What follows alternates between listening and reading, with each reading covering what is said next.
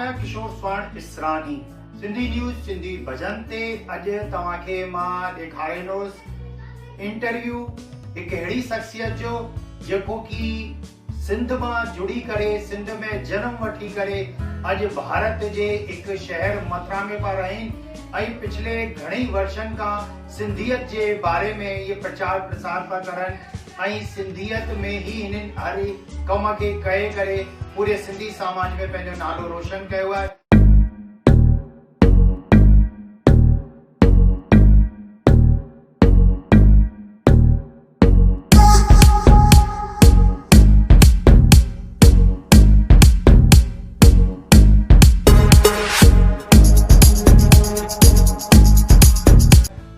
जुड़ल आहिनि मथुरा जे सिंधी समाज जा बुजुर्ग श्री कैलाश चंद इसरानी जी।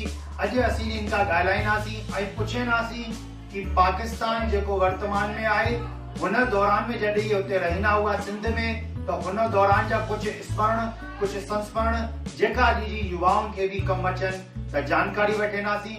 त तव्हांजो अॼु सिंधी भजन सिंधी न्यूज़ ते स्वागत आहे ऐं तव्हां असांजे विच में आयल आहियो। असां सां दर्शक जेका आहिनि उहे जुड़ल आहिनि जेका हिन असांजे चैनल खे ॾिसंदा आहिनि ऐं सिंधी चैनल जो ये ठाहिण जो उद्देश्य असांजो इहो आहे कि पाण सिंधी भाषा खे बढ़ावो ॾियूं ऐं सिंधियत खे अॻियां वधायूं। त अॼु पहिरीं श्रृंखला जेकी वॾनि जो इंटरव्यू वठण जी तव्हां खां करियूं पिया त तव्हां असांजे विच में आहे, तव्हांजो स्वागत आहे। जयराम जी। त सभिनि खां पहिरीं मूंखे तव्हां हीअ ॿुधायो कि तव्हां सिंध में जनम वरितो त सिंध जे कहिड़े शहर में तव्हां जनम वरितो ऐं हुन दौरान तव्हांजी उमिरि केतिरी या कहिड़े सन जा तव्हांखे संस्मरण यादि आहिनि?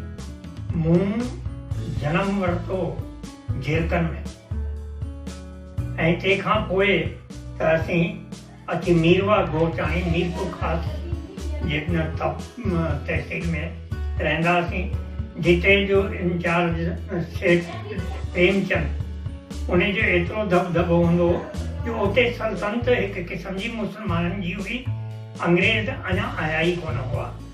त हलंदी जेका आहे सेठ प्रेमचंद जी काफ़ी हुई छो जो हिनखे 10 बसुनि जो कंटेक्ट हो ऐं उन मां पंहिंजो रोज़गार कंदा ऐं सूफ़ी संतनि जो उन्हनि वटि आवागमन वधीक हो।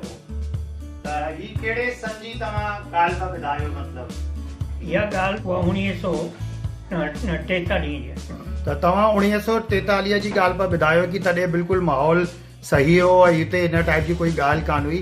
त पोइ जॾहिं भारत ऐं पाकिस्तान जो विभाजन थियो हुन खां पोइ तव्हां छा कयो? पहिरीं असीं भाउर अची पाण में रहंदा हुआसीं। हिंदू मुस्लमान जो कोई सुवाल ई कोन हो, भेद ई कोन हूंदो त हीउ हिंदू आहे मुस्लमान आहे। सभिनि खे काका काका बाबा नाना जेको बि मतिलबु रिश्ता जुड़जी वेंदा ओड़े टाइप सां हलंदा हुआसीं। पर पोइ जॾहिं उन्हनि जवाबु ॾिनो तॾहिं असांखे मजबूरन दुखी थी करे उतां निकिरणो पियो। त तव्हां जॾहिं पंहिंजो मुल्क यानी कि सिंध छॾियो त हुन खां पोइ किथे किथे तव्हां वसिया या आख़िर तव्हां पंहिंजो निवास स्थान किथे ठाहियो? उन खां पोइ सिधो आयासीं जोधपुर, छो त गाॾी जोधपुर ताईं ईंदी आहे ऐं तंहिंखां पोइ अजमेर खां पोइ चूरू आयासीं राजस्थान में। पोइ उते ई पंहिंजो स्थान बणायोसीं छो त उन खां अॻिते वधण जी सामर्थ्य कान हुई। त तव्हां ॿुधायो कि तव्हां चूरू में अची करे रहिया त चूरू में अचण खां पोइ तव्हां छो कि सिंध मां आया त तव्हांजी कोई जानकारी कान हुई त पोइ तव्हां कीअं पंहिंजे पाण खे मतिलबु पहिरनि ते बीहारियो पंहिंजे पाण खे पूरे परिवार खे? तव्हांजे वॾनि छा संघर्ष कयो? ॻाल्हि हीअं हुई कि असांजा पिता साहब या उन्हनि खां बि वॾा ईसानी हक़ाइक़ खां चालू थी विया धार्मिक विचारधारनि जा हुआ। इन करे असांजे पिता बि असां में धार्मिक विचारधाराऊं कुटे करे भरियूं कि जेको ईश्वर ॾिए थो उन में सबर करियो। त जेको असां वटि उन टाइम पूंजी मात्र में 500 के क़रीब हुआ उतां खां सब्जी जो कमु शुरू कयोसीं जंहिंमां फिर थोरो वधंदा वियासीं। पोइ फुटपाथ ते ज़रूरी सामान सौदागरी जेके चइबो आहे उहो असां रखियो ऐं फड़ लॻाईंदा हुआसीं। पर उन में बि पिता साहिब जो हिकु नियम हूंदो हो छो जो धार्मिक विचारधारा जा हुआसीं त हिकु त राति जो रोटी खाई करे सभिनि खे विहारे श्रीमद भागवत पढ़ंदा हुआसीं। मतिलबु बाबा साहिब पढ़ंदा तंहिंखां पोइ असीं सभु ॿुधंदासीं, असीं 2 भाउर हुआ। तंहिंखां पोइ दुकान जी स्थिति जॾहिं फड़ लॻाईंदासीं तॾहिं उन्हनि जो चवणु हूंदो कि सालनि मतिलबु महीने में हिकु दफ़ो जेको सत्यनारायण जो विर्त अचे थो उहो रखिणो आहे। उन ॾींहुं 12 बजे दुकान ते तालपत्री लॻाए छॾिणी आहे। चाहे केतिरा ग्राहक बीठा हुजनि, हथ जोड़े उन्हनि खे निमाणी वेनती करणी कि भई 2:30 बजे खां पोइ अचिजो।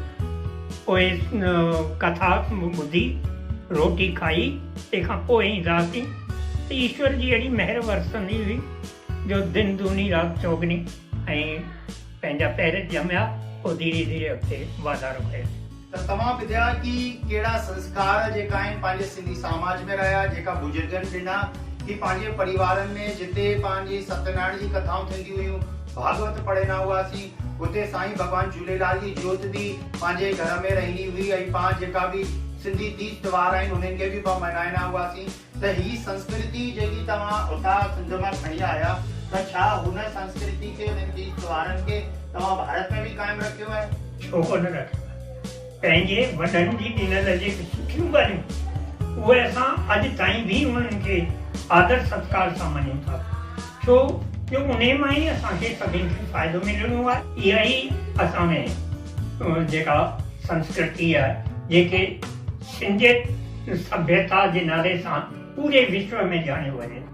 त केतिरी सुहिणी ॻाल्हि चई आहे ऐं इहा ई पंहिंजी पहचान आहे कि जिते पंहिंजी सिंधियत जा संस्कार, सिंधियत जा कल्चर, सिंधियुनि जी जेकी सभ्यता आहे उहा जुड़ियल आहे, कि पंहिंजी ॿोली बि सिंधियत वारी जुड़ियल आहे। पाण सिंधी ॻाल्हायूं, सिंधी में ई सभु कुझु ॻाल्हि करियूं ऐं पंहिंजे मिलण वारनि खां बि सिंधी में ॻाल्हायूं। त असां सां गॾु अॼु वेठल आहिनि सिंधी समाज जा बुजुर्ग, जेका कि शुरू खां पोइ इहे करीब पिछले 50 साल खां इहे मथुरा में रहनि पिया ऐं मथुरा में रही करे इहे सिंधियत जे प्रचार प्रसार में लॻल आहिनि। ऐं हिन तरीक़े सां पाण ॿुधियो कि अॼु हिकु बुजुर्ग श्री कैलाश चंद इसरानी सिंधी समाज जे संस्कारनि जे बारे में, सिंधी ॿोलीअ जे बारे में पंहिंजा वीचार कया ऐं हिन तरीक़े जी प्रेरक विभूतियुनि खां मां तव्हांखे मिलाइणो रहंदुसि और हिन खां ॻाल्हि बि कंदा रहंदासीं।